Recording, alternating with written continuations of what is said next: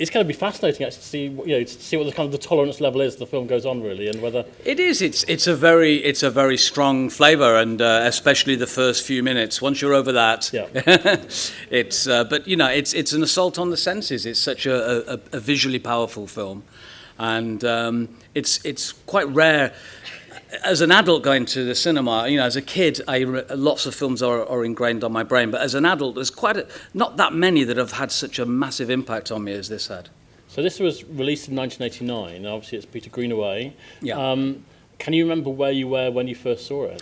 Well, yeah, I saw it in a rep cinema because I only moved to London in 1990 because I was at Bretton Hall with my colleagues Rhys and Mark, who are in here tonight. And so I moved to London in 1990. And it was one of the first films I went to the cinema to see. And I saw it at the Riverside Studios rep cinema on my own. Again, that's often the most... You connect, I think, when you see a film on your own, you connect with it much more personally and powerfully. And I'd seen a review on Film 72, or whatever it was called then, with Barry Norman, and he was raving about it. And it absolutely blew me away. I just walked out of the cinema and I just couldn't really comprehend what I'd seen. I just thought it was wonderful. And at that time, do you remember, had you seen any of Greenaway's other films, or was that the first time you'd seen one? I think I may have seen maybe a bit of Drowning by Numbers, Z and Two Noughts, but they're very ponderous. They sort of alienate you quite deliberately, I think. They're quite narratively quite challenging. I'd seen a Draftsman's Contract, which I'd really enjoyed. But this is the first, I think this is the most accessible of Greenaway's films, in that it's dealing with a sort of classic revenge tragedy, really. It's like almost Jacobean in its structure. And also it's a sort of gangland film as well. So it's quite a sort of... it's quite an easy story to get into and quite a simple story, and the title says it all: the cook, the thief, his wife and her lover. At the time, a lot was made about the fact that it was an indictment of Thatcher's Britain, in the sense of the cook who is sort of all-consuming greed sort of personified, and his sort of violent assault on those around him and so forth. Do you remember seeing it in that way, or was it actually just very much at face value you might watch the film? No, I do think that there was very much at the time in that sort of, there was a lot of anger, a lot of anti-Thatcher anger, and it did feel like a film very much of its time. I remember there was Ploughman's Lunch was out around that time as well, and it was certainly an indictment of greed and a sort of in Albert Speaker, played by Malcolm Gambon, you've got one of the great scream monsters, I think, of all time. He is the most despicable character, and there was something about his performance which I think is the real heart of why it affected me so much as a film. Interestingly, Peter Greenaway named the characters in the film after the actors he wanted to play them. So Albert was, he'd written it for Albert Finney.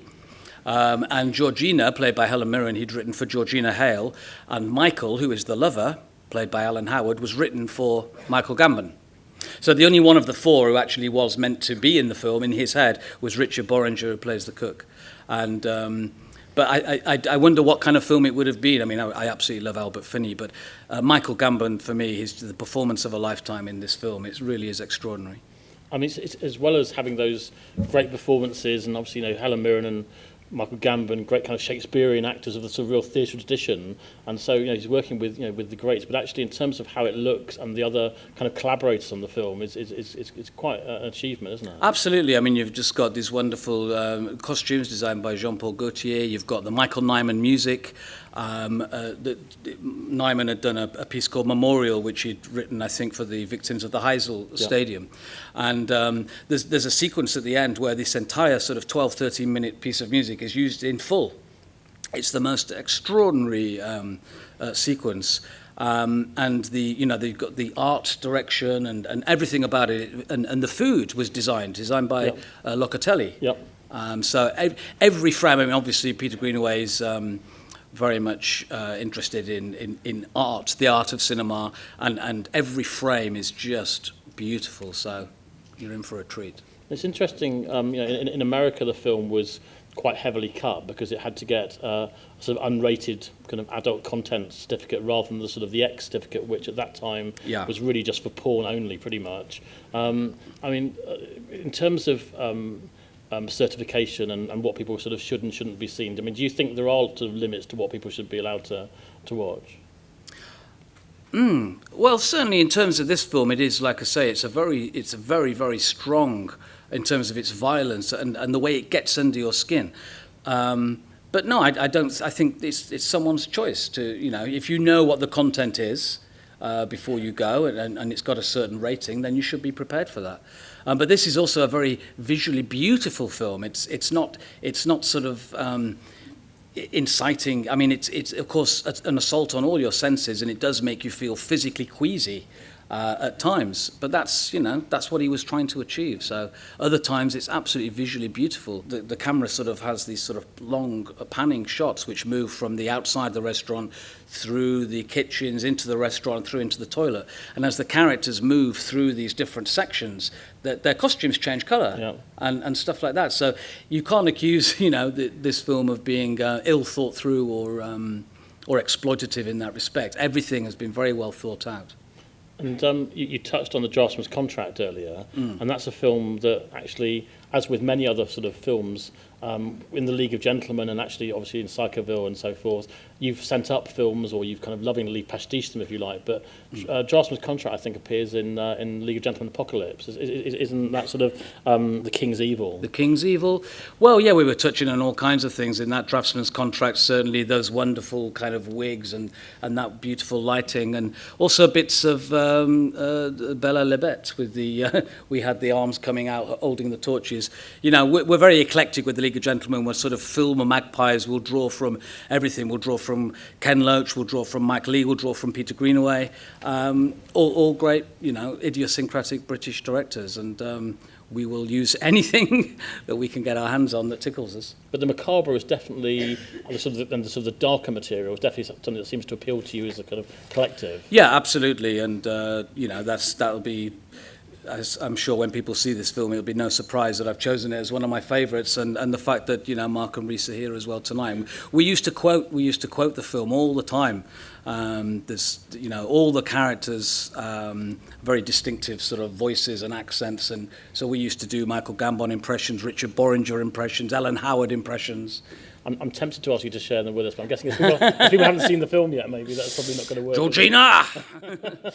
No, I think you've got to see it. And as with any quotes between friends, it's the most obscure things that you pick up on. But yeah, it's just, it's a delight to be able to come here and see it on the big screen, because it's sadly not that available anymore.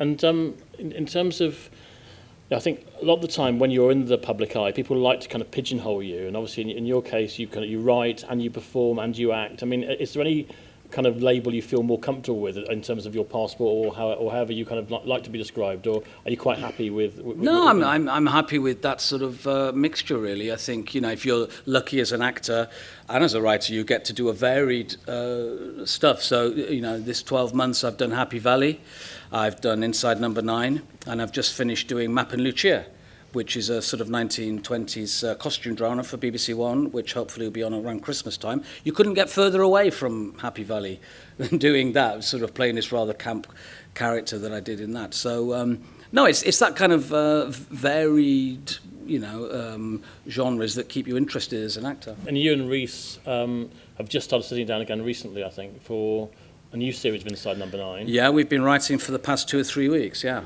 And when can we expect to see that? Well, we're filming it over Christmas and in the new year, so hopefully it'll be on sometime, March, April time. And this is probably in a sense, one of the most boring questions in the world, because it's something that people always ask. But the fact that you're here and you've got Reese and Mark suggests, in a sense, and I know obviously there's Jeremy who isn't here tonight, but there's always an opportunity for a kind of reunion socially. But in front of the camera, is that something you think will happen at some point? Well, yeah, we do get asked this very often, and we always like to be non-committal. But put it this way, we're going to have a nice lunch next week, and we're going to discuss what we're all up to. And the 20th anniversary of the League of Gentlemen isn't too far away, so we'll have a chat. And yeah, we're still all great friends, and we want to work with each other. So I'm sure something will crop up. How was it when you did? Because you did go on stage, didn't you? Not that long ago. We did, yeah. It was amazing. We did a sort of charity benefit gig at a West End theatre, and we topped the bill. unbelievably, we topped the bill above people like Rowan Atkinson and Harry Enfield, and it's always amazes us that the fans are still out there, and I think that was the first thing we arrived with, and people really cherish the first time they've seen someone, and so we just did, we didn't put any kind of spin on it. We just did 3 or 4 old sketches, and it went down really well, and I think it reignited our love of doing it again. And you've seen Monty Python get together at the age of 70 and do it, so who knows where? Who knows? Yeah, we've got a few years yet, but no, we'll see. We'll get together and we'll have a chat. But we're all very proud of the League of Gentlemen, and I think it still holds up.